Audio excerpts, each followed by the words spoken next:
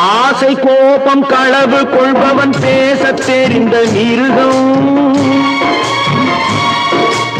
அன்பு நன்றி கருணை கொண்டவன் மனித வடிவில் தெய்வம். இதில் மிருகம் என்பது கள்ள மனம், உயர் தெய்வம் என்பது பிள்ளை மனம்.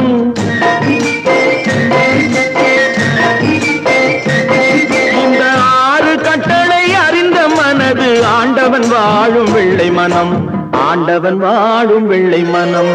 6 மனமே 6, அந்த ஆண்டவன் கட்டளை 6.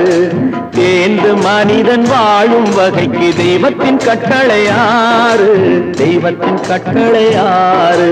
6 மனமே 6, அந்த ஆண்டவன் கட்டளை 6.